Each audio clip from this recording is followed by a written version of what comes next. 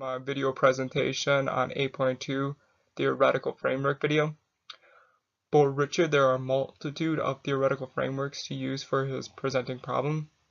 In the case study, most beneficial for Richard would be the behavioral approach. This approach looks to change the underlying behaviors that are causing the clients to have a problem.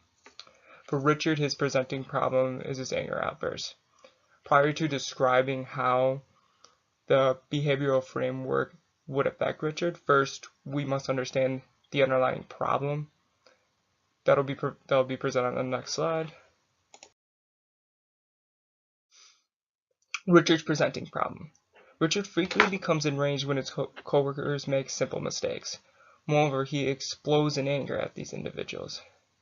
Recently, Richard's anger outburst resulted in him referring to a female coworker by a derogatory term.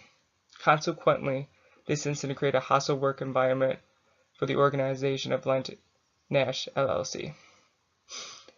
As a result of this incident, Richard was reprimanded and was punished via agreeing to undergo executive coaching. As previously stated, Richard becomes angry when something does not go the way it's supposed to.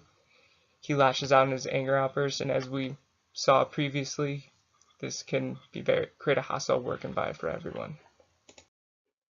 How to fix Richard's behavior. Developmental pipeline. The developmental pipeline is divided in 5 sections. These sections are insight, motivation, capabilities, real-world practice, and accountability. The beauty of the developmental pipeline is that it can be used to guide a client through all the different sections, allowing them to grow and understand every aspect of their behavior and why they need to change. Okay, to begin, the first section is known as insight. This previously mentioned term is defined as the extent to which a person understands what areas need to be developed in order to be more effective. For Richard, this involves having him come to the realization that his behavior is detrimental to the organization. For him to come to this understanding, I would ask him a variety of questions.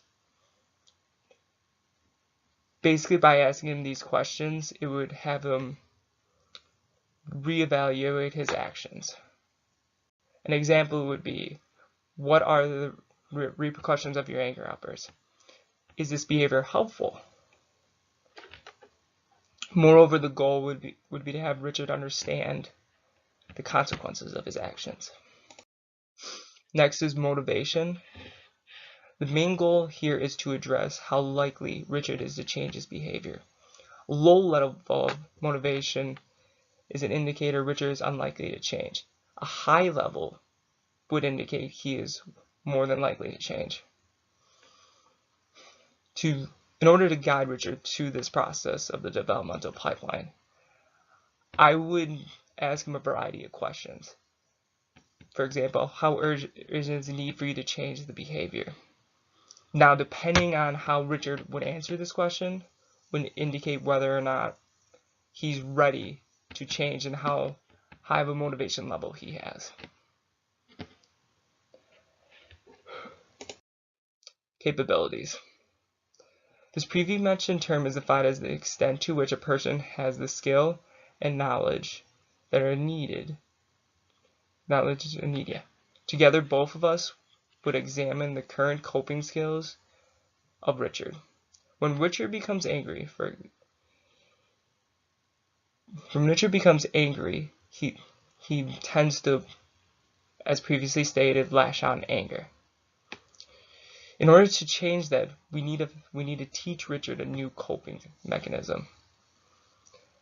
To do so, me and him would both have candid conversations, and I would present the evidence to him of all the different routes he could take to change his behavior. In my opinion, the best thing for Richard would do is for him to count to 5 or 10, take a couple deep breaths, and that should allow him to calm down.